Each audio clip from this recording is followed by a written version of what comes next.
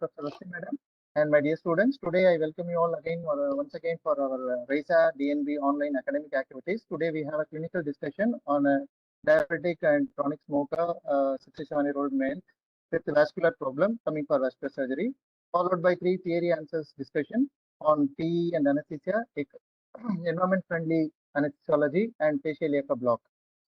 I request Professor Sir to take over. Over to Professor Sir. Who is presenting the case scenario? Dr. Venkateswara Rao. Yes, sir. Good evening, sir. Good evening, ma'am. You can go ahead. So today case scenario is 67-year-old male with history of 20 years of type 2 diabetes mellitus on oral hypoglycemic agents and insulin, history of heavy smoking for the past 30 years, posted for iliofemoral bypass for peripheral vascular occlusion in right leg. Discuss the anesthetic management, sir. Okay. Sir, coming to the preoperative assessment. Thorough, systematic, methodical preoperative assessment and preparation is most important for safe intraoperative and postoperative course. Aim of proper history and examination is to identify and treat the risk factors preoperatively so as to avoid intraoperative and postoperative complications. Start with a proper history and examination. The patient may present with intermittent claudication or rest pain, which may be continuous, aching in nature, described as cry of the dying nerves.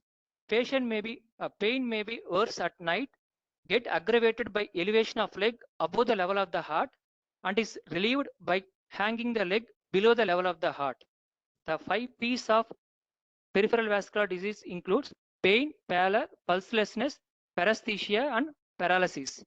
There will be discoloration of the lower limbs. The severity can be assessed with ankle brachial index, which is the systolic ratio of systolic pressure measured in the ankle and the brachial arteries. Normally it is more than 1.1. If the ratio is in between 0.5 to 0.9, it is intermittent claudication. If it is 0.5 to 0.2, it indicates rest pain. If it is less than 0.2, it indicates gangrene. So this is the one of the clinical entity to identify the severity of peripheral vascular disease. And the patient gives history of diabetes. Duration is 20 years. Long-standing diabetes, type 2. Ask the history of hypoglycemic episodes like sweating, dizziness, feeling weak or no energy. The medications, dosage and timing. The patient is on oral hypoglycemic agents and insulin, which indicates the patient blood sugars are poorly controlled, requiring insulin. Ask any other medication like analgesics and antiplatelets such as clopidogrel and aspirin. And ask history regarding any evidence of end organ damage, especially cardiovascular system, like history of chest pain, shortness of breath at rest or exertion, syncopal attacks, pedal edema, or history of cerebrovascular accidents include weakness of upper limb and lower limb or facial nerve palsy. Ask the history of peripheral neuropathy like pins and needle sensation in stock and glove distribution or feeling of electrical shock. And the long-standing diabetes also prone for autonomic dysfunction. So ask the history regarding autonomic neuropathy like dizziness on prolonged standing or exercise intolerance or orthostatic, any features of orthostatic hypotension or heart rate variability on deep breathing or exercise. And look for renal system, any signs and symptoms of diabetic nephropathy and ophthalmic examination. All the history indicates severity of diabetes involving various systems and its effects on the anesthetic plan. And patient gives history of heavy smoking, that is heavy smoking which indicates more than or equal to 20 cigars per day, and mention about number of pack years, that is how many pack years. Each pack year consists of 1 packet per day for how many years. That is, in this patient 30 years means 30 pack years, that is 1 cigar per day for 30 years, or 2 cigar packets per day for 15 years. Do so in a sympathetic way, so you are unlikely to get an accurate picture. Ask about whether the patient is currently smoking or strictly abstinence from smoking. Ask the history of cough with expectoration, what is the color, and there is any episodes of fever or the history of shortness of breath or wheezing, using of bronchodilators, or any history of hospitalization with acute exacerbation of COPD. Examination in these patients may reveal pursued lip exhalation, may use axillary muscles of respiration, barrel-shaped chest may be present, presence or absence of wheezing indicating obstruction. Perform bedside pulmonary test to assess vital capacity like breath holding test. Look for any signs of carbulmonale like raised JVP, tender hepatomegaly, or bilateral pitting pedal edema. And general physical examination includes examination of vitals, pulse rate, all regular, and BP, SpO2, respiratory rate, and temperature. Coming to the airway examination, detailed airway should be examined and predict and prepare to deal with anticipated difficult airway. Long-standing diabetes may cause non-enzymatic glycosylation of collagen, which deposits in joints, leading to stiffness of joint. When this happens in atlantoaxial, thyromental, interarytenoid joints, it leads to difficulty in neck extension and difficulty in laryngoscopy. So, which can be diagnosed with palm print test and prayer sign. Coming to the investigations, should be done rationally, which include hemoglobin. Raised hemoglobin may indicate increased level of carboxyhemoglobin. One should remember this. Total leukocyte count, coagulation profile, renal parameters. If you are anticipating any nephropathy, 24 hours urine protein can be advised. And serum electrolytes, blood sugar includes fasting, postprandial blood sugar, HbA1c, ECG, 2D echo to assess the cardiac function, arterial coronal Doppler to know the flow, and CT angio of the lower limbs to know the level of obstruction. And chest X-ray, spirometry should be done. Chest X-ray may show hyperinflated chest, flattening of diaphragm, horizontal ribs. Any signs of coexisting pneumatic patch should be taken care of. Severe cases may have tubular heart. Spirometry findings in obstructive diseases, they may show FE1 by FEC less than 0.7. And grading based on FE1 percentage is mild, moderate, severe, and very severe. Mild is more than 80%, moderate 50 to 80%, severe 30 to 50%, very severe less than 30%. There will be no improvement in ratio with bronchodilators in COPD. Ask for ABG to look for PO2, PCO2, and acid-base disturbances. Coming to the preoperative optimization and orders. Proper preoperative optimization and preparation will improve success and reduce risk intraoperatively and postoperatively, which include the following.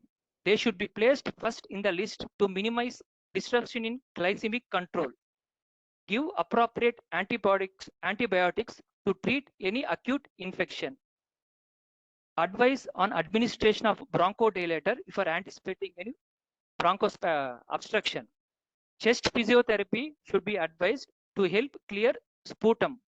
Advise on deep breathing exercise and incentive spirometry should be done promptly to improve vital capacities. Complete and strict abstinence of smoking should be advised because various physiological effects with cessation of smoking are 12 to 24-hour abstinence. There will be fall in carbon monoxide and nicotine levels. 40 to 72 hours carboxyhemoglobin normalizes. 1 to 2 weeks there is decreased in sputum production. 4 to 6 weeks there is PFT improves. 6 to 8 weeks normalizes immune function and decrease in postoperative complications. 6 months risk similar to that of non-smoker. So it take at least 6 to 8 strict abstinence of smoking normalizes the immune functions and decrease in postoperative complications. Next, optimize the glucose control and avoid hypoglycemia. Liberal approach with RBS 140 to 180 milligram per deciliter may be advocated than strict control to avoid hypoglycemia, which is more serious than hyperglycemia. Advice to stop oral hypoglycemic, especially sulfonylureas. If at all the physician wants to continue, then DPP4 can be continued on the day of surgery. The patient is taking on insulin, so rapid, short, and intermediate acting insulin should be stopped. However, if the patient is taking long acting insulin, give 75% of the dose on the day of surgery. However, administration of insulin depends on the glycemic status of the patient, which should be discussed with physician if necessary. Kindly check sugars, urine ketones, potassium on the day of surgery. Advice on antiplatelets to be discussed with surgeon. If required, continue low dose of aspirin. Role of steroids as anti-inflammatory agents should be advised once the sugars are optimally controlled, and also depends on the severity of disease. High risk informed consent explaining in detail about potential complications and also what are the methods we adopt to reduce during perioperative period should be explained to the patient attender, and detailed informed high risk consent to be taken. Make necessary arrangements for adequate available cross-matched blood. Make sure bed is available in HDU or ICU. Advice on anxiolytic a day before and proton pump inhibitors on the day of surgery. Coming to the anesthetic concerns. The patient is an old age, young, old person, so there will be physiological changes of aging which affects various systems of the body. Pharmacokinetics and dynamics with aging needs dose adjustment. Second important concern is long-standing diabetes. So it affects all the system which has a predominant effect on the cardiovascular system. So it should be taken care of and treated accordingly. Third important concern is smoking. Long duration of smoking, 30 years. So the patient may have COPD changes and increased level of carboxyhemoglobin level and shift of OCD curve to left. Which should be taken care of. Fourth important thing is vascular surgeries. For those patients who are undergoing vascular surgeries, the frequency of adverse cardiac outcome is high, coming to 5 to 10%, presumably because of the systemic nature of atherosclerosis.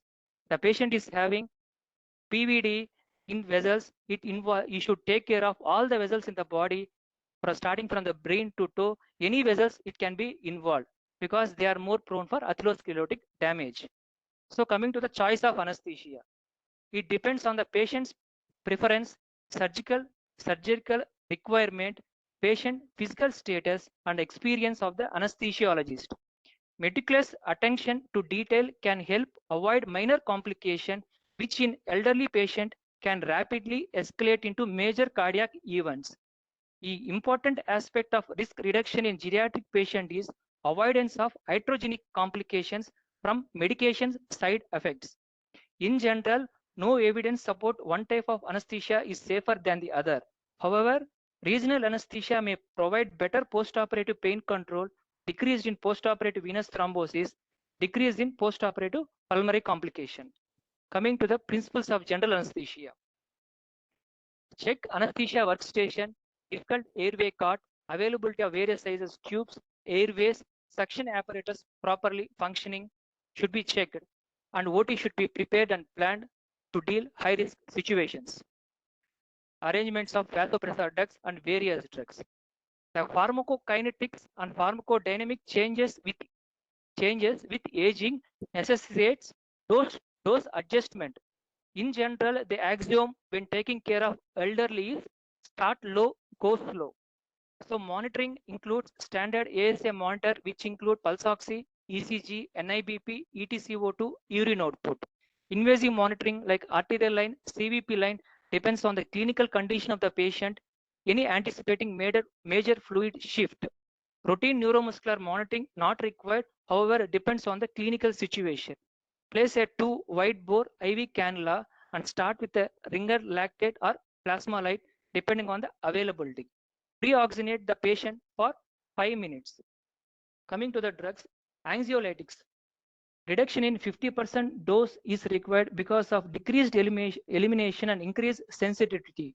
Short-acting drug without any active metabolite like midazolam is preferred.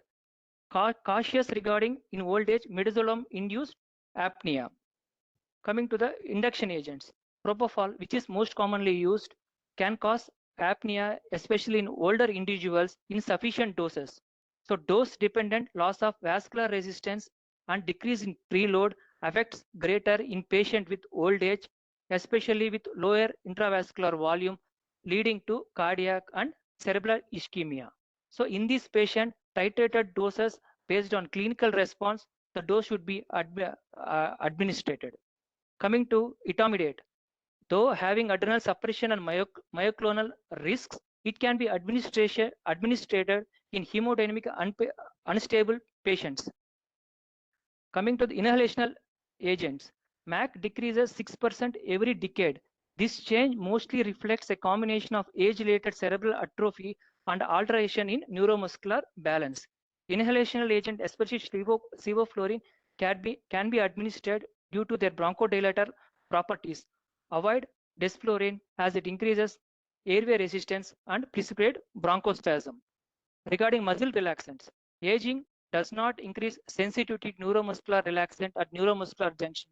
However, decrease in hepatic metabolism and renal clearance may prolong some of the neuromuscular agents, especially in old age. So better avoid pancuronium, avoid histamine releasing drugs like mivacurium, atracurium. So go with vicuronium or cisatracurium depending on the clinical scenario in the present case.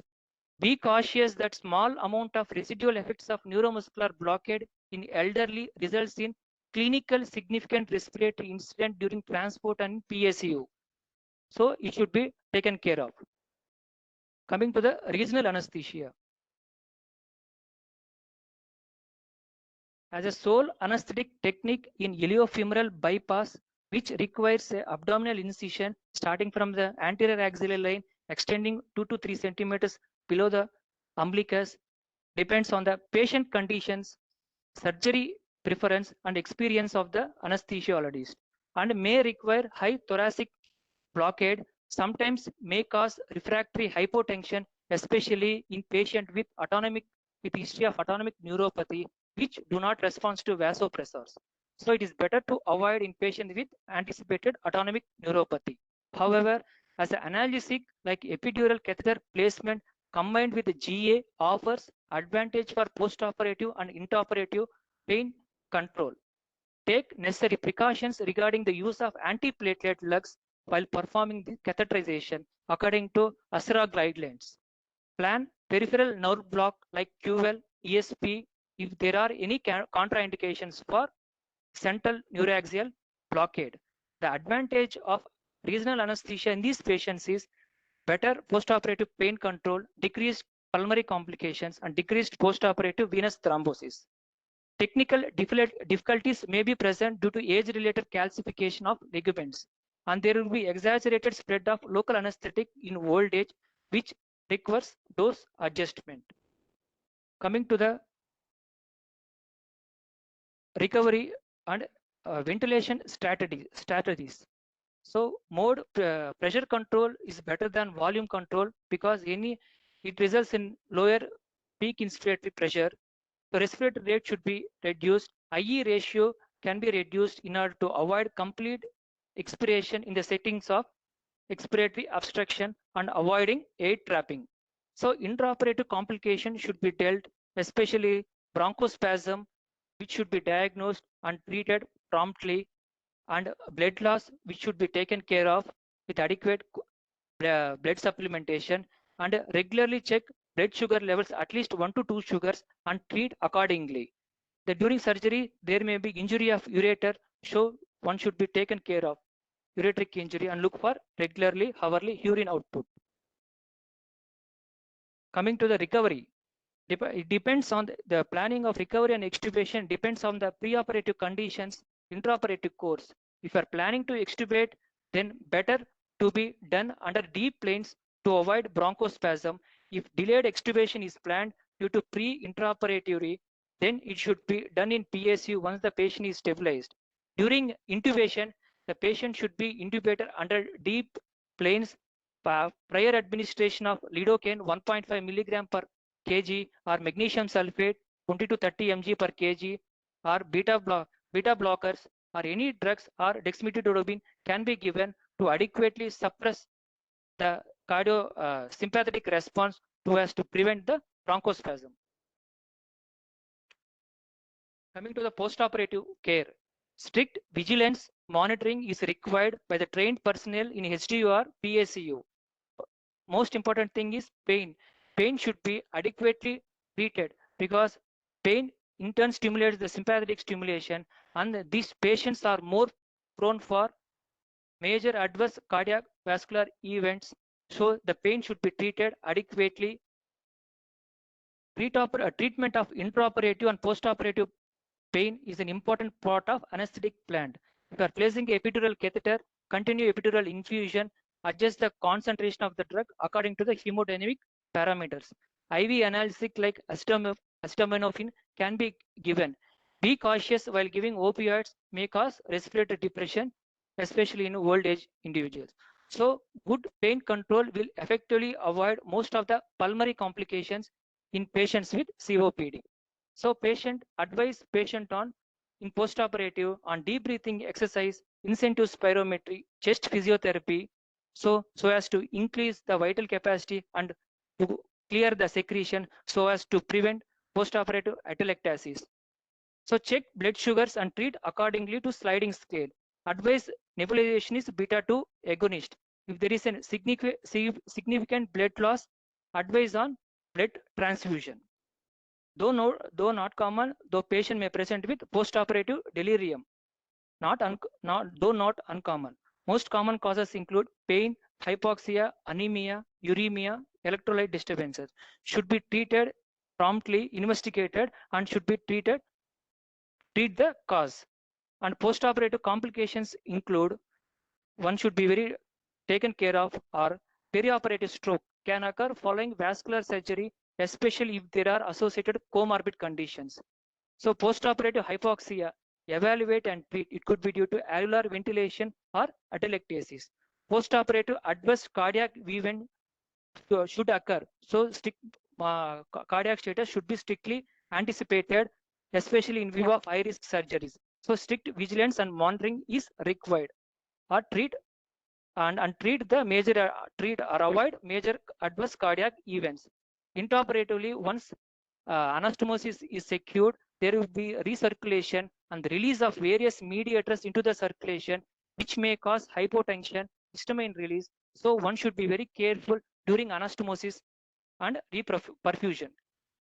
Coming to the summary, the present case scenario includes aged, long-standing diabetes, chronic and heavy smoking, undergoing high-risk vascular surgery. So proper anesthetic plan must be designed starting from preoperative optimization in intraoperative and strict postoperative care to avoid or at least reduce adverse events.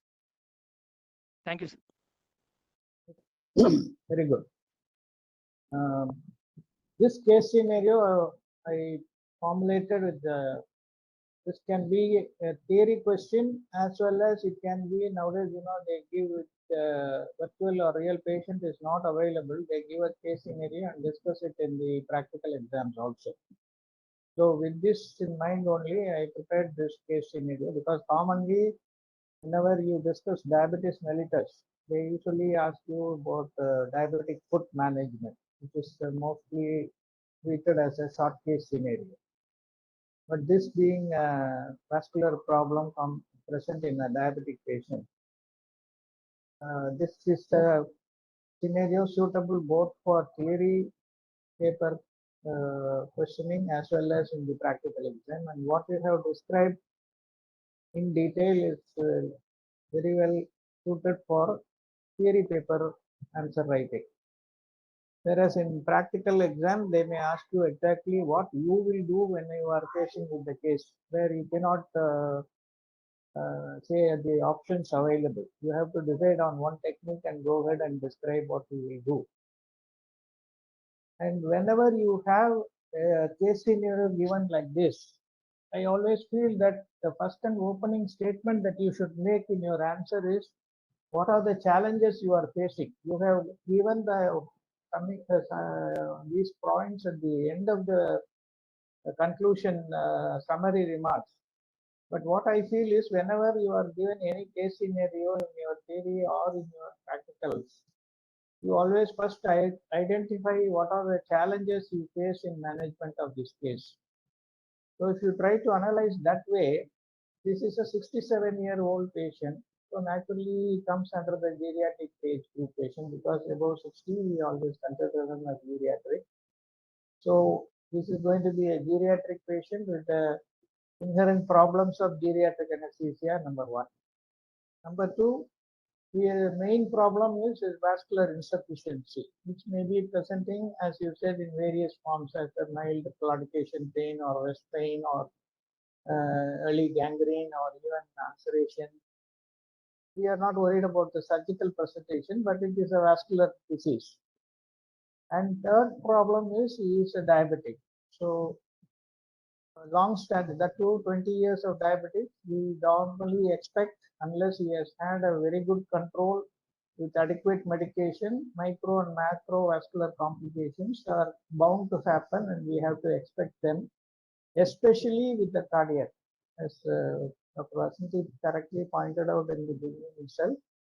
You have to make sure that the heart of these patients is working well, and that this similar disease is not there, and because they don't experience much pain, silent myocardial infarction.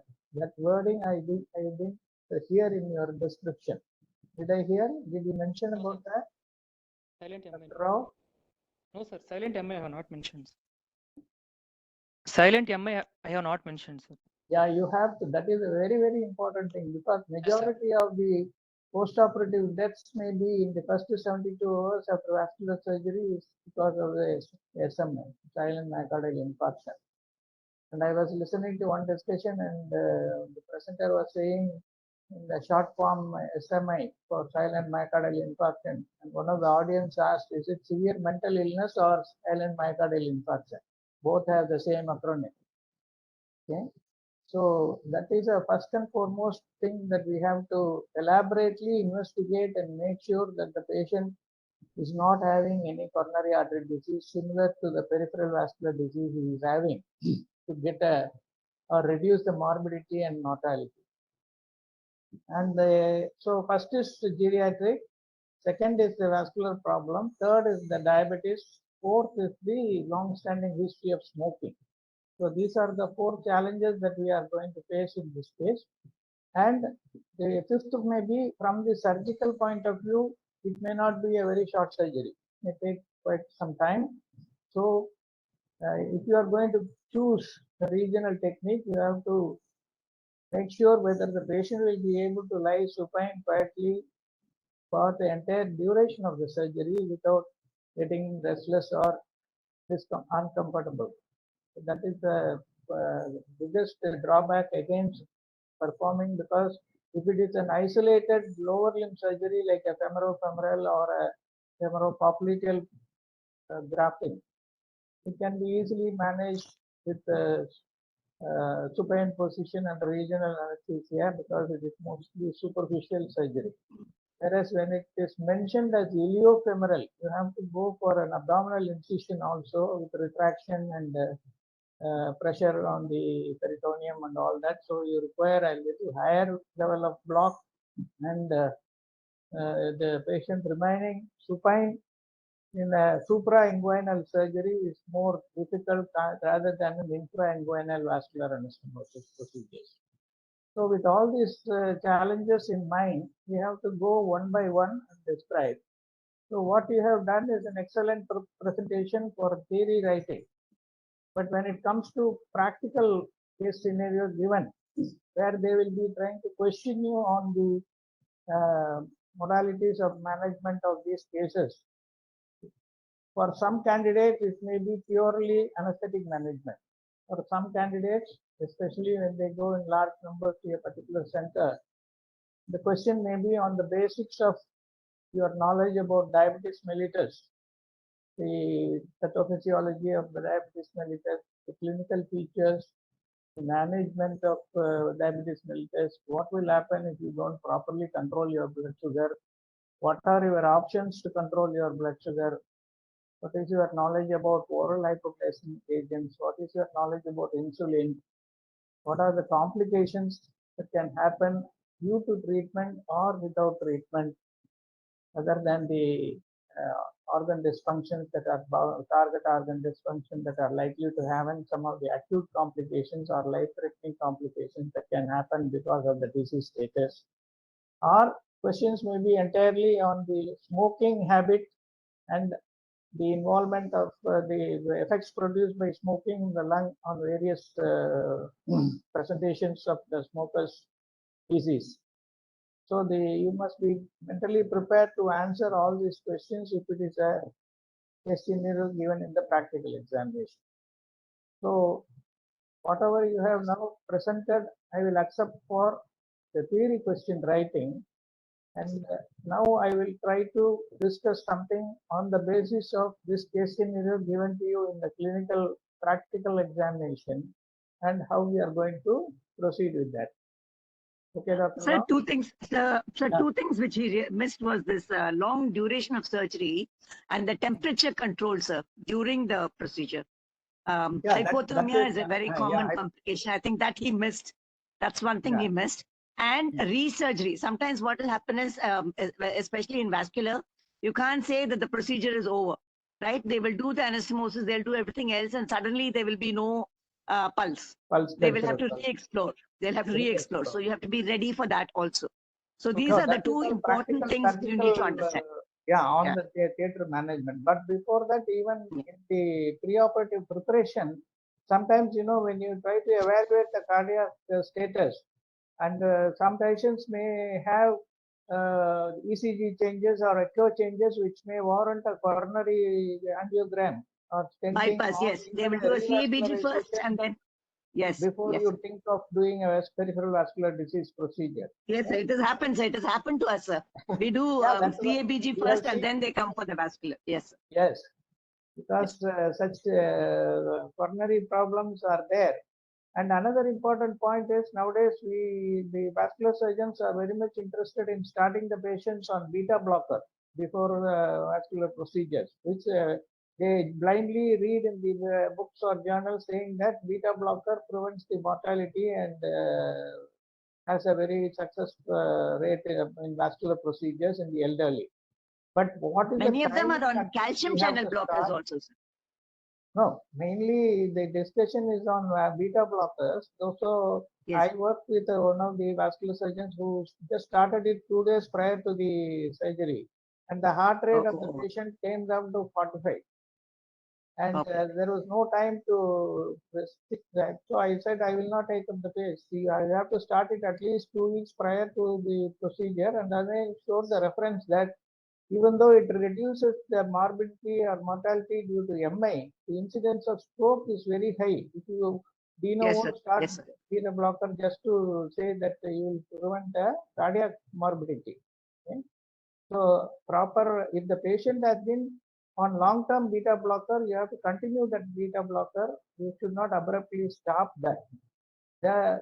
But starting beta blocker just for the better outcome after vascular surgery should be done at least 2 weeks prior to the surgical planned time of surgery. You cannot start it just 2 days or 3 days before and take up the patient, because the effect of the drug will be very high and the heart rate will not come up when you want to increase, there is a hypotension. And the second thing is statins. Statins are very much indicated in patients who have, because the atherosclerotic plaque may be present everywhere. So to stabilize that, nowadays they advocate starting the patient on statins also prior to surgery, well in sufficient time in advance, so that the outcome will be much better. So this point is also now recently added in all the vascular management. And so with this, and the renal function assessment as after the cardiac assessment bears a very important bearing on the outcome. If the patient has a marginally elevated creatinine and is in stage 2 or stage 3, 3A, then the morbidity and mortality are very high, and if they have a sustained hypotension intraoperatively, they land up with AKI also in these patients. So that also has to be discussed a little bit in more detail compared to and it is equally important like assessing the cardiovascular status. And the third important thing in any diabetic of long duration is autonomic neuropathy. So you have to do all the relevant investigations. Of course, you won't have time to write all the things in detail. You mentioned that. But if they has gone on to the stage of orthostatic hypotension, that means the autonomic neuropathy is very much advanced. That from very simple clinical testing itself, you can find out that when a patient has an orthostatic hypotension, the severity of diabetic neuropathy and added to that on the cardiac autonomic neuropathy also will be very much pronounced, and you are likely to develop a very severe hypotension if you are planning for a regenerative technique in these patients. So these three things I would like to emphasize on the diabetic status of the patient. Then comes the question of management of the drugs prior to surgery. You mentioned that you will go for a liberal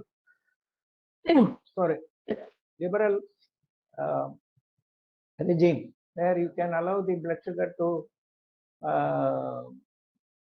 fluctuate between 140 and 180. For any surgery, the range accepted is 120 to 180. And the basic dictum in management of any diabetic patient coming for any type of surgery is always err on the hyperglycemic side rather than hypoglycemic side. So we have to prevent hypoglycemia in these patients, and the blood sugar of less than 100 should be treated as early as possible because they can drift easily to lower levels of 70 and 50. And if they are under general anesthesia, it may be very difficult to detect the hypoglycemia unless you keep repeating the intraoperative CBG every 1 hour or 2 hours. Whereas if it is done under regional, there may be the chance that you can detect the presence of hypoglycemia by the patient having a restlessness, tachycardia, sweating and all that. Now, can you tell me what all the how do you classify the features of hypoglycemia? Under what category you will classify the features of hypoglycemia, Dr. Rao? Hypoglycemia is, sir, symptom wise, sweating, sympathetic stimulation. No. Do you know how to classify the symptoms or signs that a hypoglycemic patient exhibits? All of us know that they will have tachycardia, they will have sweating, they will be restless, sometimes they will become drowsy, comatose, all these things we know.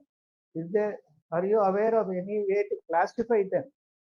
No, sir. You classify this tachycardia, restlessness, sweating, and how do you under what category you will call the agitation or confused state, coma, or the disorientation?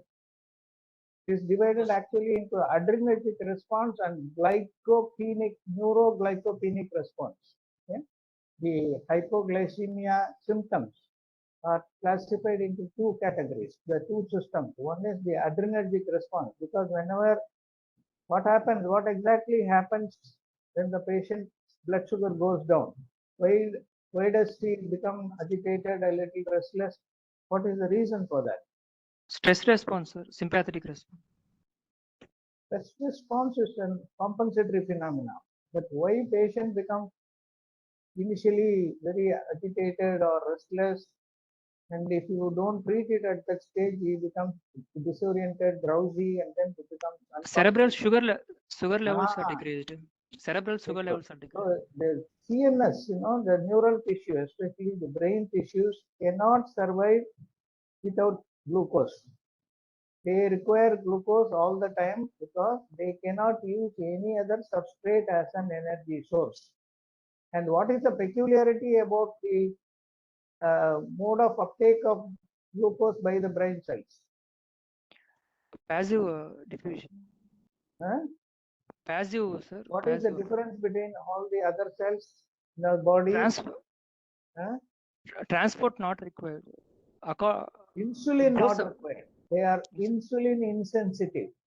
Even if insulin is not available, brain cells have the ability to take up the glucose available in the blood. They are called insulin insensitive cells. What are the other insulin insensitive cells present in our body? RBC, sir. RBC GIT. is very good. Huh? GIT. GI tract cells, cornea. Eyes, yes. Not the entire eye, only the Yes, sir. cornea. Cornea. Okay. And skin also. Skin also doesn't require Insulin. That is a structure which can withstand hypoglycemia and or other insults for a long time. So these are the 5 structures in our body which do not require insulin for their uptake of glucose. One is brain cell, second is RBC, third is your cornea, fourth is your GI tract cells, and fifth is your skin. All the other cells in our body, especially musculoskeletal cells, all of them require insulin for uptake of glucose. So how does insulin help uptake of glucose by the cells which are sensitive to insulin? What is the mechanism? We all have been reading from our physiology days that insulin helps in the uptake of glucose and reduces the blood sugar level. This has been taught right from our undergraduate days. But how does it help in the uptake of glucose? What exactly happens? Sir, it facilitates the diffusion of glucose through glucose receptors and potassium. Glucose transporters are there. Okay? Glucose transporters. Yeah, there is a receptor for insulin in those cells which are called insulin sensitive cells. Okay? There is a separate receptor available for insulin. So once insulin goes and sits, the insulin acts as a ligand there.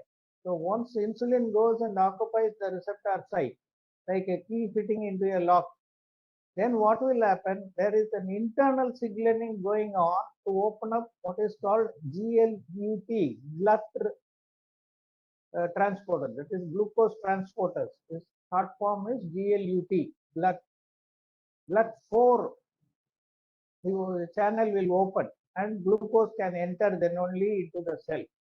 If the insulin level is not all right, adequate, or if the insulin structure is not all right, or if there is an antibody against the insulin to occupy the receptor, just like your myasthenia gravis, then the insulin function cannot take place, or insulin cannot go and occupy the receptor and open this GLUT4 channels to allow the glucose to enter into that. So once insulin has been removed from the receptor binding, this GLUT4 channel will again close. So no further glucose can enter inside. So in patients who develop type 2 diabetes, this insulin becomes, we call it as insulin resistance.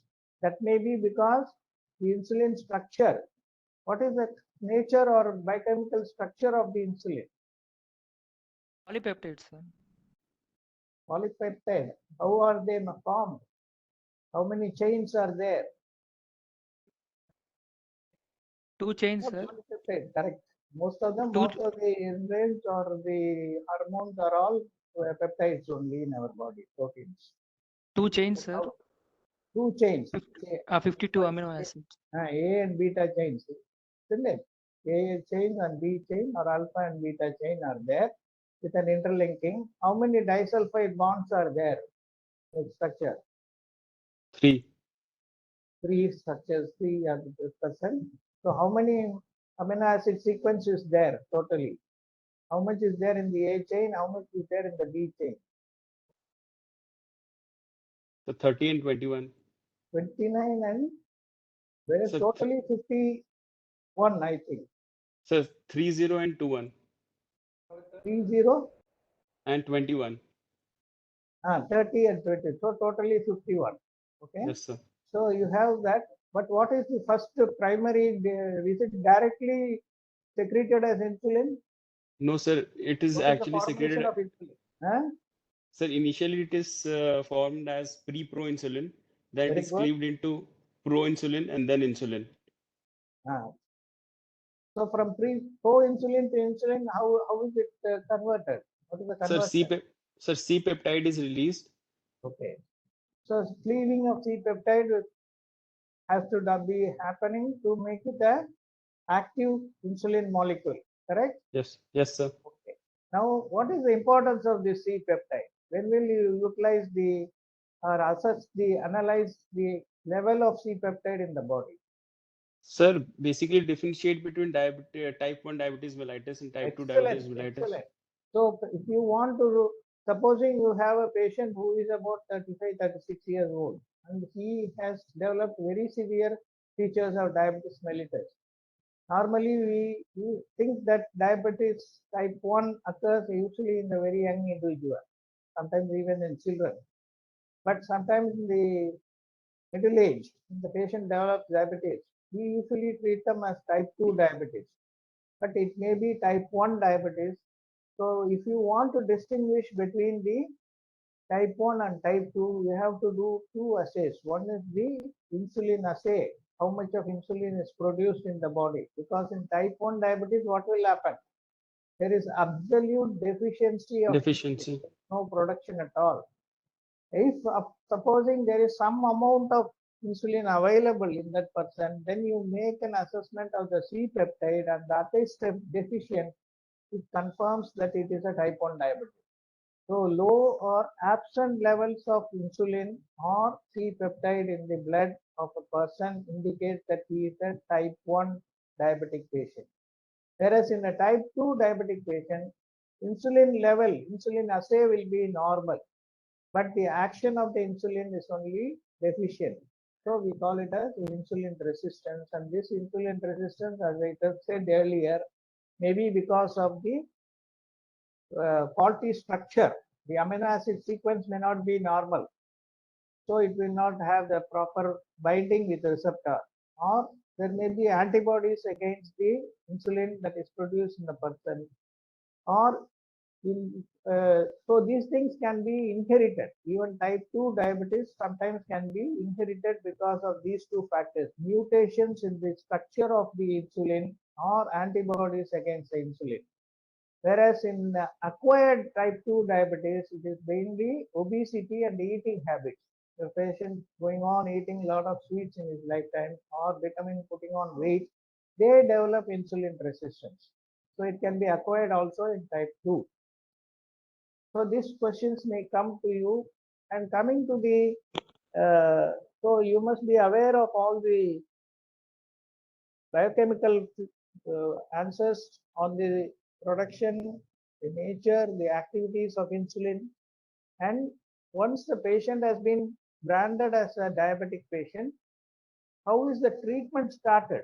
Do you start immediately on insulin for all Diet patients? and diet Type and 1 exercise. definitely requires insulin, whereas Diet, type 2 patients, how do you start the treatment? diet and exercise start. First is lifestyle modification in the form Yes, of sir. diet and exercise. Okay. That is if the sugar is mild. Supposing this patient, so history of identification of the disease is very, very important.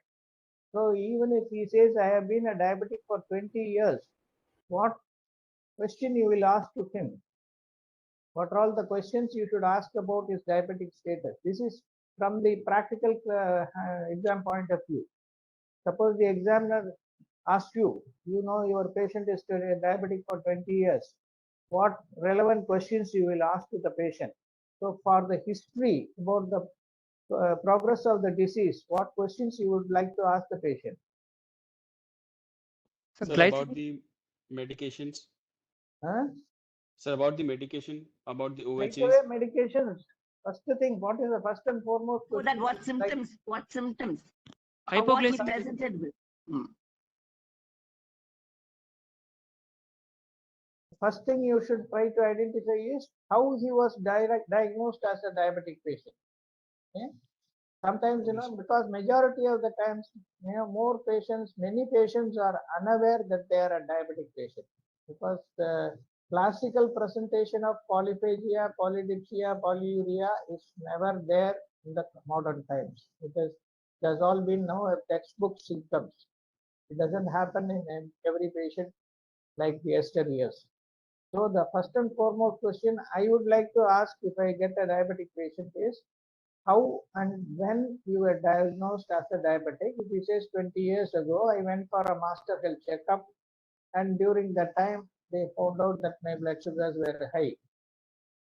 Or if he says, I had symptoms of itching or groin infection, and or I had a wound which was not healing for quite some time. So I went to the doctor, he asked me to check my blood sugar, then they found out that I had a high blood sugar. So this sort of presentation will be there when the patient is diagnosed. How diagnosed? It may be asymptomatic patient or he may be a symptomatic patient. That is a very important history. Why? Why do you want to know how the diagnosis was made 20 years ago? What is the importance? Duration, sir. No, that's what I'm saying. Duration is 20 years. But why you want to go back to 20 years ahead and before, and then find out what happened exactly, how he was diagnosed? Because if he has had no symptom, all the complications, micro and macrovascular complications, would have been going on silently. Okay, patient has been asymptomatic. On the contrary, we have gone with symptoms like a non-healing ulcer or the itching or a recurrent infection. Okay, or a paresthesia, peripheral numbness and tingling. That means he has already had the established things. So that is the difference. One patient may be silently going in for all the complications. Other one is overtly showing all the complications. Okay, so that is the main clue or the main inference that you will get by asking this question: how the disease was first diagnosed, identified.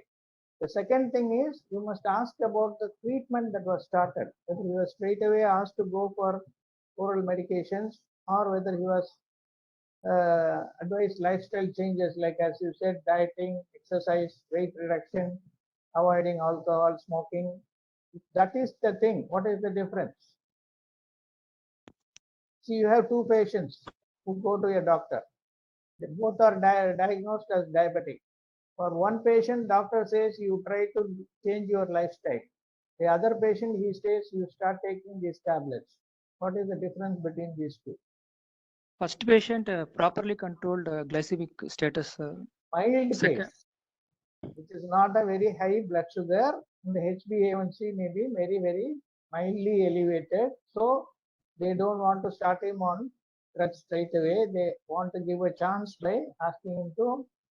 So that is the inference. Whenever a doctor says you don't have to take medication, try to alter your lifestyle. That means he might have been a mild diabetic. But blood sugar fasting may be in the range of 125, 130, not 230 or 300. Whereas the other patient who requires straight away medication may land up with a very high fasting and very high postprandial sugars, which will not immediately get controlled by your lifestyle modification alone. And the HbA1c, if it is more than 8, 8.5, that means for the last 3 months he has been having a very high level. So there is no point in trying to advise lifestyle modification for that. Okay. So that is the inference that you have to make. So first question is how it was detected. Second question is, what was the treatment advocated, whether it is lifestyle modification or straight away medications. Okay. Then now your patient is supposing he is both on OHA and insulin. What would you like to ask that patient? Any symptoms of hypoglycemia? Okay.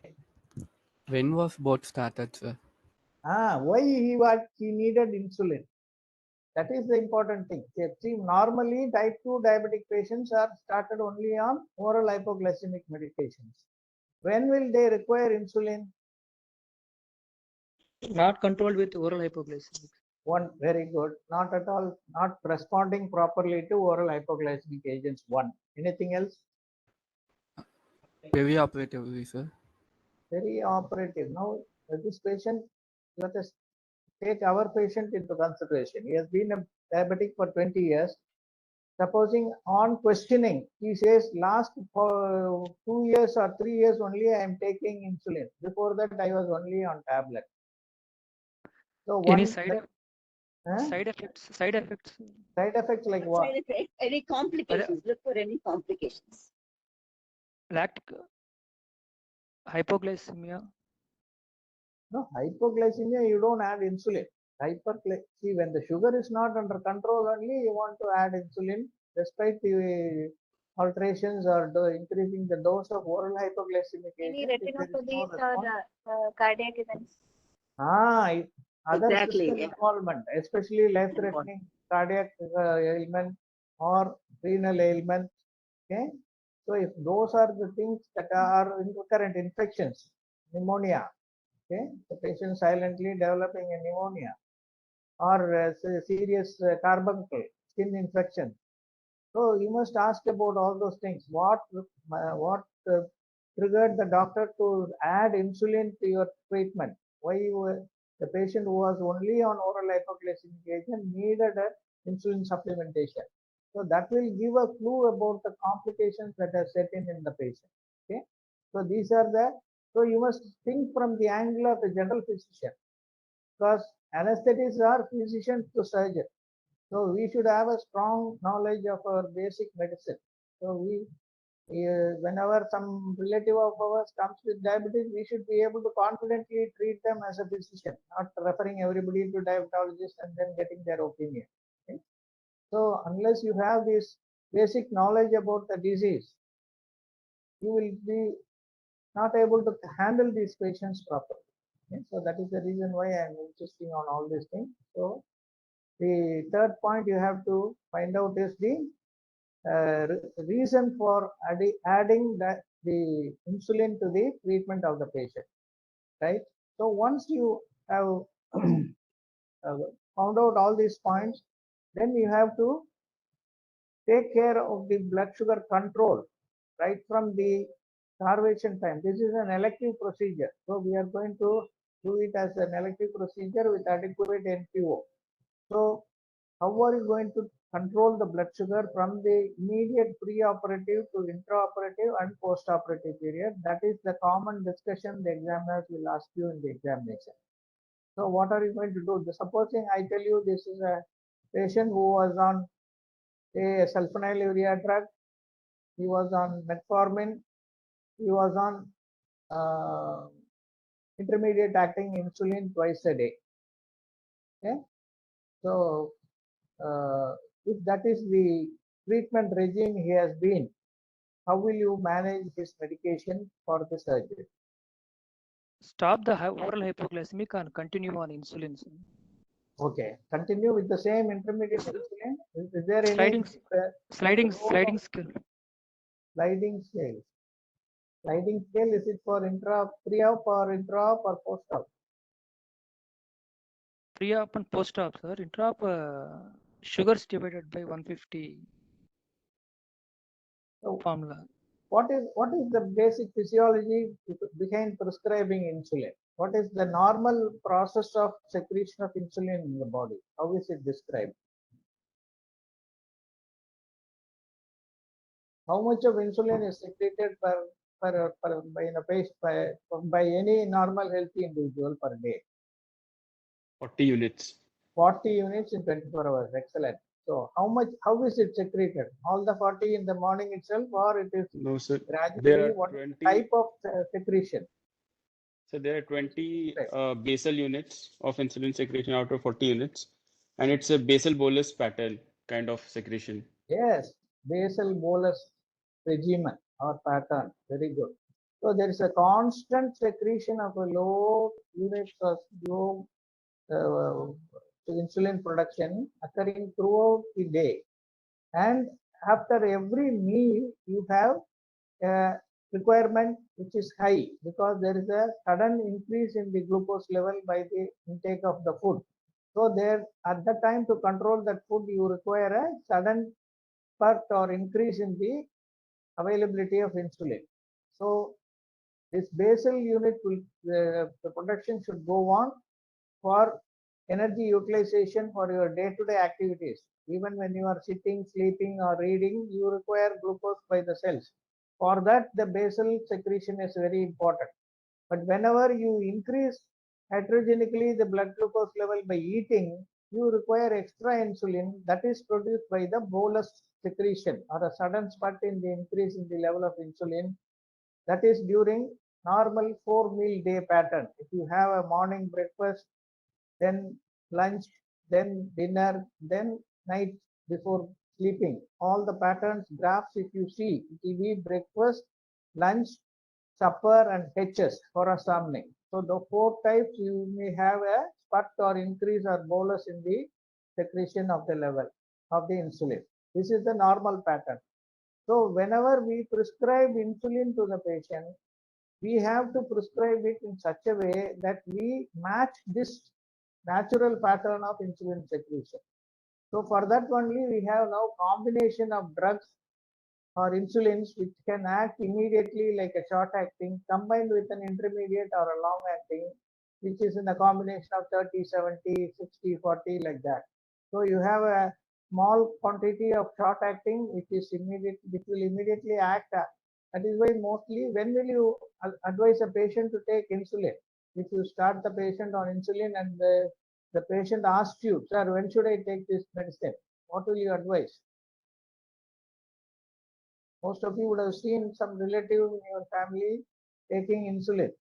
When will they take it? First thing they'll ask you is before food or after food? Before food, half an hour prior to the. Not half an hour, 15, because short acting will act within 15 minutes. So most of the diabetics are advocated whenever you give a mixed start, which is a combination of short acting and an intermediate or long acting. They have to take it just 10 to 15 minutes before the planned meal intake. Otherwise, they may become hypoglycemic because the short acting will start its action within 15 minutes time. Okay, so most of the diabetics, if you have watched, they will just before coming. If you can see that in all the functions, marriages or where chronic diabetics, they bring their nowadays it is available as a pen. They don't have to carry the vial and syringes. So they will go to a corner, just lift their shirt and puncture their abdomen and have the short time, come and sit in the dining area and start eating. Okay? So it should be taken just 10 to 15 minutes prior to the planned time of meal, so that the short acting component will immediately take care of the sudden surge in glucose, and the long acting will try to control the postprandial peak that is likely to occur after about 1.5 to 2 hours. Okay, so that is the way the insulin is mixed. So whenever the patient is on insulin, we have to know how soon he can go back to oral resumption. That is, we can start taking food orally or liquids orally. So that is a very important criteria for deciding what to do with the insulin. Whether you have to stop the combination of short acting and intermediate acting and go for only short acting so that we can control and titrate the blood sugar level better, or whether you can continue with this, or whether you have to completely avoid all that and go for intravenous regime to control, have a tight control or a better control. So these are the 3 important categories that you have to know with regard to pre-op management. Whether to change from the mixed start, that is a combination of short and intermediate, to only short acting, and or whether you go with the same regime, reduce the dose, or you go with the intravenous infusion instead of subcutaneous routes. These are the 3 basic things that we have to decide. Now in this case, because it is a iliofemoral bypass, there is a need for a abdominal incision. But is it intraperitoneal or retroperitoneal? Retroperitoneal. Huh? Retroperitoneal. Retroperitoneal. So will it require abstinence from oral intake for a long time, No, no, sir. like an Abstinence, no, sir. intraperitoneal surgery? No, sir. No, sir. Not necessary. Okay, so there is not likely to be much of ileus. But being an elderly person, we have to just make sure that we don't hasten or rapidly give oral and land up with a problem. So you just at the most he may be NPO for 24 hours. So based on all these factors, and does it require a very tight control? What are all the indications for a very tight? Which surgeries require a very tight control of blood sugar? Cardiac surgeries. Cardiac surgery, going on cardiopulmonary bypass, very good. Number 1, 2. Then Anything on the head? Neurosurgery. Neurosurgery, yes. neurosurgery. Good. Third, Transplants. transplant. No race. Burn patients. Pregnancy. Okay, 3 indications for very, very tight control. One is the cardiac, especially on cardiopulmonary bypass, neurosurgery, and patients who are pregnant and who are undergoing any surgical procedure. So in these 3 conditions, we have to make sure that the tight control is maintained and aim for a blood sugar of 140 all the time. Okay, even though you can have a range of 120 to 180, the aim for a standard value of 140, which is safer. So the pre-op orders will be stop all oral hypoglycemic agents, go for your, and elective surgery we may not allow anything for 6 hours. That is, solid food should have been taken 6 hours before, and liquids are allowed up to 2 hours. Clear liquids are allowed nowadays for everybody up to 2 hours. So the insulin can be stopped or given in half the dose if it has been a combination, or you go for a abstinence of insulin, and then the safe regime will be to start checking the blood sugar level 2 hours after starting the NPO. If the level of insulin is less than 100, if the glucose is less than 100, what will be your advice? If the glucose is, say, 150 or 200, what will be your advice?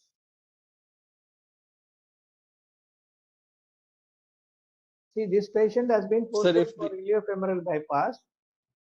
The surgery is going to be in the morning, say at around 10 o'clock. Patient is starving from 4 a.m. and at 6 a.m. you get a call that one patient is having a blood sugar of 100, another patient, so for a similar surgery you get a reading of 175. What will be your advice for the patient who has a blood sugar of 100? What will be your advice for the patient who has a blood sugar of 175? Sir, in the first patient, we can stop the insulin infusion, and the second patient, we can titrate. Both of them have not received any insulin at all. Both of them have not received any insulin. Because they are on NPO, whatever insulin they have had is only the previous night insulin. They have not had anything on the morning. First case, start IV dextrose, sir. Very good. At what rate? Percent and what rate? How many ml per hour? Percentage of dextrose. 25% D. 25%. 25% you want to give for 100 milligrams? 5% extra. 5%. What is the rate of infusion? So 20 ml, 50 ml, 75 ml, 100 ml. How much you want to give? How do you know? To prevent hypoglycemia, how much you should give? Because when the starting blood sugar itself is 100, after 2 hours of NPO, it is likely to go down, isn't it? It is not likely to go up. 100 ml per hour. We have to be careful that we don't want the patient to drift to hypoglycemia. So at the same time, by giving him excess of glucose, we don't want to push him to the hyperglycemic side also. So what is the safe dose? How do you know that how much to give? 2 ml per kg per hour. 2 ml of per kg 5% per hour. dextrose. Supposing, let us say your patient is 75 kg. So you will give 150 ml In 1 hour. in 1 hour. Every hour you will give 150 ml. So how many grams you are giving? If you are giving 5% dextrose, 2 ml per kg per hour, how many grams of dextrose are you giving? How much each ml of 5% dextrose contain? How 100 much? ml, 5 grams, sir. 100 ml, 5 grams. 5 grams is 100 ml. So 500 ml of bottle contains 25 grams. 25 So grams. 2 ml, what he says is 2 ml. How much each ml will contain? Supposing 100 ml contains 5 grams, that is 5,000 units. 5,000 7.5 grams. Huh? 7.5 grams, sir. 150 ml. Baba, you are very poor in maths. See, 100 ml you are saying 5 grams. 5 grams is 5,000 milligrams. Okay, 1 gram is 1,000 milligrams. Correct? Yes, sir. 150 ml contains 7.5 grams, sir. 150 ml. No, your calculation is 100 ml contains 5 grams. That is 5,000 milligrams. So 5,000 divided by 1,100, 50 milligram per ml, isn't it? Yes, sir. Yes, sir. Okay, correct. 50 into 100 is 5,000. Right or wrong? Yes, sir. With 3 zeros. So 50 milligram in 1 ml. So if you give 2 ml, it is 100 milligrams. 100 milligram into 75 is 7,500. Correct? So 7.5 grams you are giving. That is, if you give 150 ml, you are giving 7.5 milligrams. Okay. So instead of that, if you remember, you have to give 0.25 to 0.5 grams per kg per hour. That will be a very easy calculation. Okay. So you have to give 0.25 to 0.5 grams. That is 250 to 500 grams milligrams per kg per hour. That will be safe. Okay. So anyway, for preventing hypoglycemia, you can give safely anywhere between 50 to 150 ml per hour of 5% dextrose, right? Whereas Yes, sir. for the other patient who is already having 175, what will you do?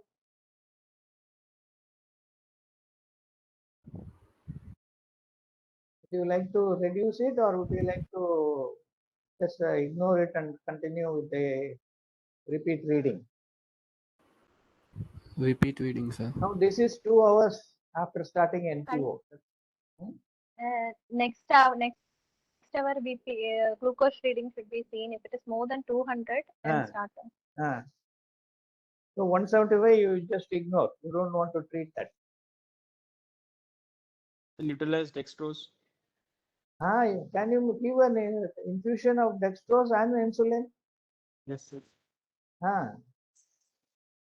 So whenever blood sugar is more than 150, plan for an infusion of insulin with dextrose. 5 units of insulin or 8 units of insulin and 500 ml of 5% dextrose, and try to give that accordingly. Okay, so that will take care of this blood sugar. So this is the advice that has to be given. Many a time you will get a call from your when you are especially practicing outside, you can get a call, sir, patient's blood sugar is this and this. And always what I prefer for practical management is I would like to know the blood sugar 1 hour prior to shifting the patient to the theater. Even though if he is a severe diabetic with long multiple drugs for a long time, I would like the blood sugar to be tested every 2 hours in the NPO time. But if he is a mild diabetic, I always insist on the blood sugar and potassium 1 hour prior to shifting the patient to theater, so that I know the latest status of the patient. And that will help me to decide what can you decide from the glucose and potassium level assessed 1 hour prior to the transport of the patient from the ward to the OT.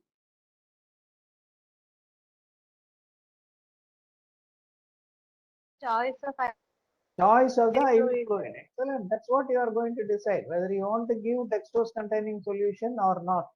Okay. So if it is say 190 or nearing 200, I would like to go with a normal saline or a half normal saline with if the potassium is less than 3.5, I would add 10 to 20 milliequivalents of potassium also in the half normal saline and try to give that. Okay, because once you start the patient on intraoperative insulin, if it is required, patient may become hypoglycemic, hypokalemic. Okay, so 1 hour prior to that, you always insist that you can assess the sugar as well as the potassium. And then intraoperatively, depending upon the duration of surgery, you have to have an estimation of the capillary blood glucose. So a glucometer should be available in the theater for all chronic diabetic patients undergoing major surgery of prolonged duration. So you have to check the blood sugar every 2 hours, and intraoperatively you can control it either by 0.1 unit per kg of blood sugar, or you can use the formula blood sugar divided by 100 or 150. The patient is not on steroid 150, the patient is on steroid 100.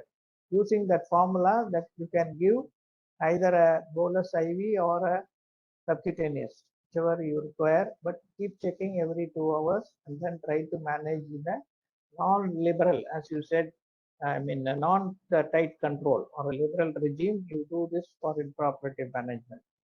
And post-operatively, you can resume, if you can resume oral, you can go back to the original regime as early as possible, provided you are able to give the same diet that the patient has been taking pre-operatively. If there is a restriction on, say, like a soft solid or a liquid diet for some time, again you have to be very, very watchful not to give too much of anti-diabetic agents to produce a hypoglycemia in the post-operative period. So the basic dictum is always go for a regime which will prevent hypoglycemia in all patients. At the same time, too much of glucose accumulation, hyperglycemia like 300, 350. What is the danger? Hyperglycemic. They can go for diabetic ketoacidosis. Ketosis, hyperglycemic hyperosmolar. Hyperglycemic hyperosmolar will be very, very severe. More than 500 will be the glucose. 300, 350, there is always a ketoacidosis problem. Decay problem will be there. So another important common questions they may ask you is about decay management, decay pathology, pathophysiology. So what do you know about decay? And this is a theory question also. Diabetic ketoacidosis, etiology, clinical features, and management is an important theory question as well as examination practical question. So what do you know about decay? Pathophysiology occurs due to insulin deficiency, sir, or complete absence of deficiency and increase in counter-regulatory hormones. Okay. Like cortisol, catecholamines, glucagon, and growth hormones. Okay. So decreased insulin causes hyperglycemia, osmotic diuresis, dehydration, electrolyte imbalance. Okay. So whenever there is increased counter-regulatory hormones, there is lipolysis and decreased lipogenesis, fatty acids productions, ketone bodies productions, like acetic acid, acetoacetic acid, beta hydroxy, and acetosis. Very good. Okay. Symptoms include. So supposing you would make a diagnosis, how would you make a diagnosis of decay in patient with diabetes, not undergoing surgery or anything? Supposing a known diabetic patient, if he develops DKA due to some reason, say sepsis or stress or infection, and he is brought to the hospital, what are all the clinical features you can elicit in that patient? What will be dehydration, abdomen pain will be there. So dehydration, nausea, vomiting, fruity water, breath, Kussmaul's breathing, confusion will be there. Severe cases, shortness of breath. Diagnosis made by blood sugar more than 250. Urine ketone. Bicarbonate less than 18, pH less than 7.3, anion gap 10 to 12. By clinical features and by investigation, you have made a diagnosis of DKA. Very good. So patient has come to ER with all the features you described. You immediately suspect DKA. You send the blood sugar is 400. You send the ketones. Ketones are positive in urine as well as in blood. What is the normal ketone level in the blood? Do we have ketones normally in our blood, or it is not present at all? Less than 1 millimole per liter. Less than 1 millimole. Excellent. So you should not have more than 1 millimole. More than 3 millimole is a matter of concern. Okay. So this is about 6 millimole ketones are present in the blood. So you make a diagnosis of decay. Now, how will you start treating this patient? Correct hypoglycemia and hyperglycemia. Very So good. first Okay. start initiate fluid 0.9% NS 1 to 1.5 liter per hour for first 2 Any hours. other precaution you have to take before starting the treatment? Now this same 67-year-old guy who is now posted for vascular procedure, he comes with a decay feature before surgery. What precautions you will take before you start the treatment after diagnosis?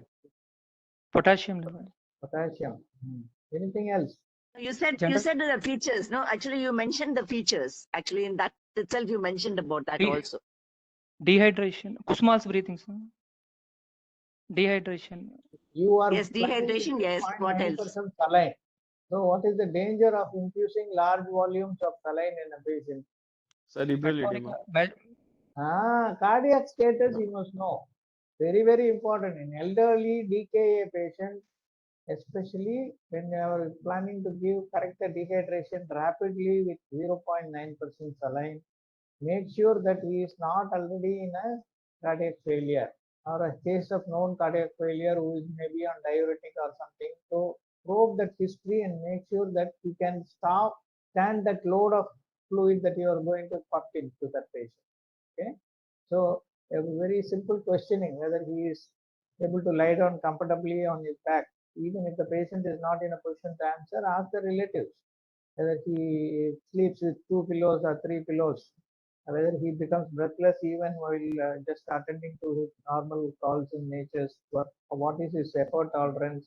So assess the cardiac function by brief questioning. You need not do it immediately in echo or other investigations. So by simple questioning, make sure that he is not in a overt cardiac failure before you start the saline infusion for correcting the hydration. Okay, that is one precaution you have to take, especially in the elderly DKA patients. Otherwise, you may land up with the pulmonary edema because he is already in failure. Okay, right. So no such history is there. So how do you start the treatment? You want to first correct the dehydration, and you want to correct the hyperglycemia. So how do you do that? What is the time schedule at which you want to do that? Is there any time schedule required? So start Sir, both per hour regimen. simultaneously, sir. One line IV fluid. Yeah, you have to note down the time at which you start the treatment because you are going to review the patient every hour. Whenever you start the treatment for DKA rather, you have to start noting document the time at which you start the treatment, and you have to review the patient every 1 hour so that you know that how much of correction has taken place for the dehydration, how much of reduction in the blood sugar has happened, and how much electrolyte changes are taking place, especially potassium. So I always say D stands for dehydration, K stands for potassium, A stands for acidosis. Acidosis correction will take place if you correct the hyperglycemia. Okay? So these three you have to take care and review the patient. So supposing he is admitted with a blood sugar of 400, what is your aim? How much you want to reduce and at what interval you want to reduce it? Can Sir, you per bring hour. it down from 400 to 75 or 100 within 1 hour? No, sir, we will follow per hour rule. Per hour, we have to decrease the blood sugar by 50 mg%. 50 to 75. Okay, so that is a safe limit. You should not rapidly bring it down. What will happen if you rapidly bring it down? Sir, cerebral edema can be. Cerebral changes will happen. Okay, so you have to be very watchful. So gradually increase it. So what is the dose of normal saline you would like to give for correcting the dehydration? How many ml per kg per hour? 15 to 20 ml per kg per hour ml. initially. Maximum 20 ml per kg per hour is the For first safe 2 limit hours.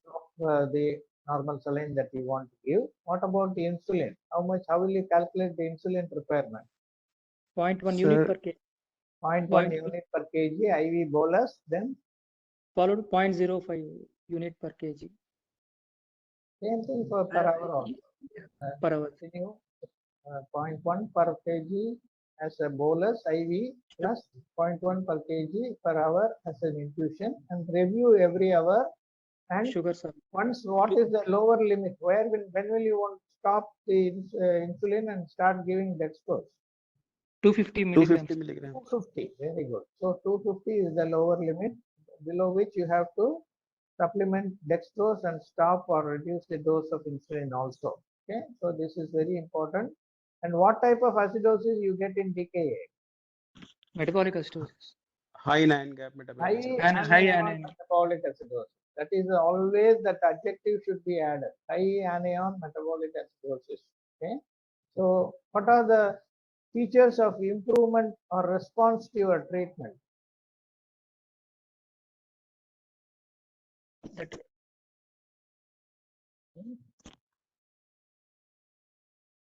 So the general condition of the patient will improve, sir.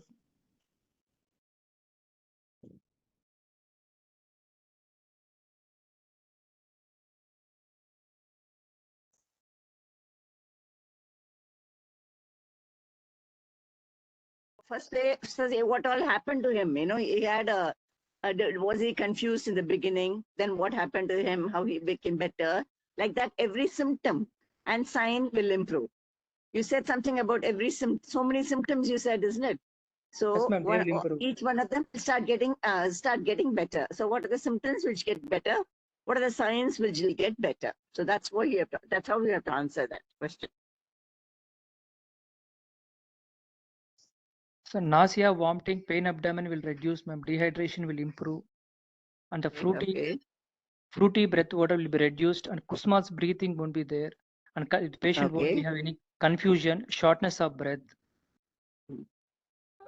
Will there be any change in the urine output? Urine output will not dehydrated, isn't it? No, he was dehydrated, isn't it, when he came in? Yeah.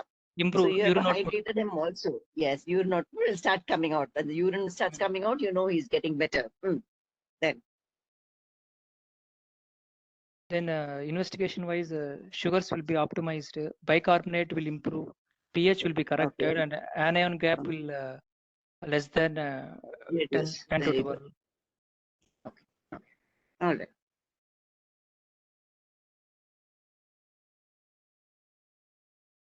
So sir was discussing basically decay.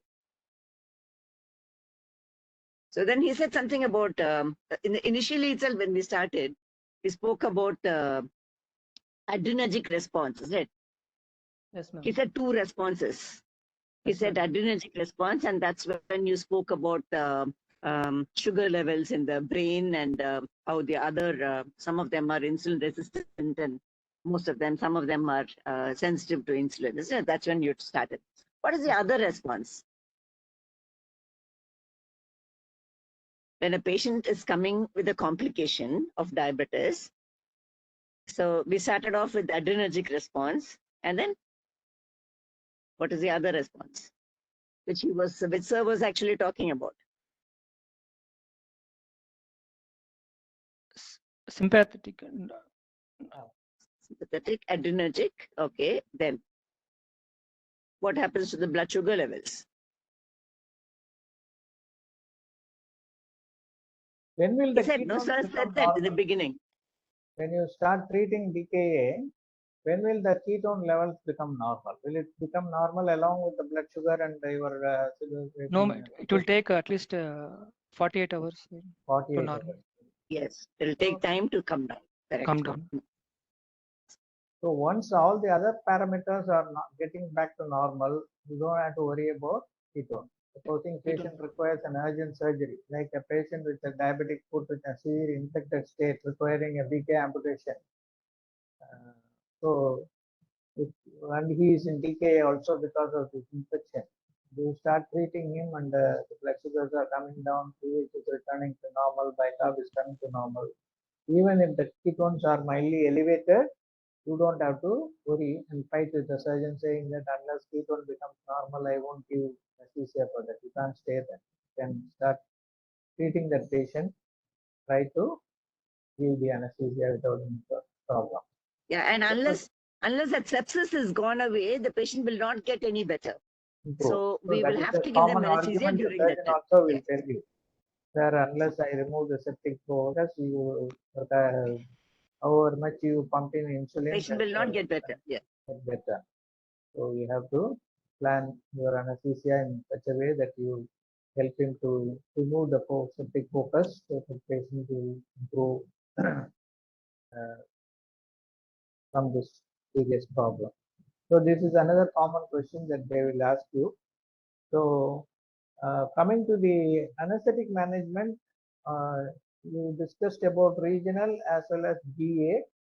So the problems under GA for a patient with chronic diabetes, as you said, is it may be an airway problem because of the glycosylation of the soft tissues and ligaments producing difficult airway, or instrumentation in a chronic smoker.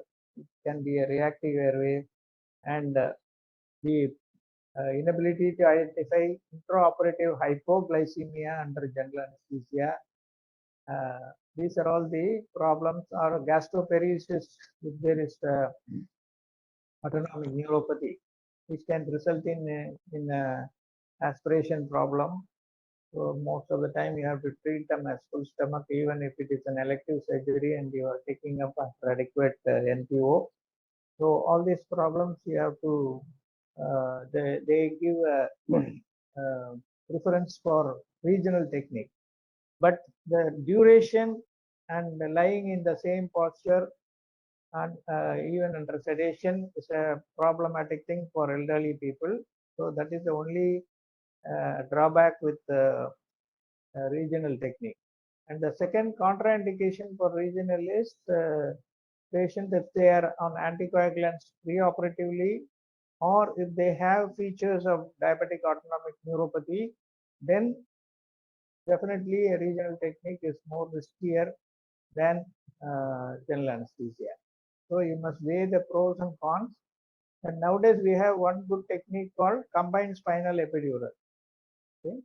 So by doing that, we can avoid the sudden fall in hypotension, and we can prolong the anesthesia as far as we want, and combined with a light general anesthesia, either with a endotracheal tube or an LMA, if there is no gastroparesis and other features of autonomic neuropathy, may be the safe and comfortable technique both for surgeon as well as for the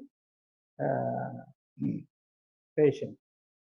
Now, normally, yesteryears, they used to take as a venous graft for doing the bypass. So they used to harvest the saphenous from the other leg or the upper extremity. Then the requirement of anesthesia may be altered. If supposing they want to take an upper limb graft, you may have to supplement both upper limb block as well as the lower limb block. Rather than that, you can go for general anesthesia. But nowadays, with the synthetic Gore-Tex grafts, which are the common method of bypassing any blocks, this problem is not there. So the patient, the surgeon may ask for intraoperative heparinization of the patient to prevent a thrombus formation in the graft. So you have to be careful with the blood loss. Previously, they used to say minimal blood loss will be there during the primary first surgery for vascular stenosis. But repeat procedures are likely to bleed more, or warranting usage of heavy doses of heparin also will cause more blood loss, which you have to manage. Okay.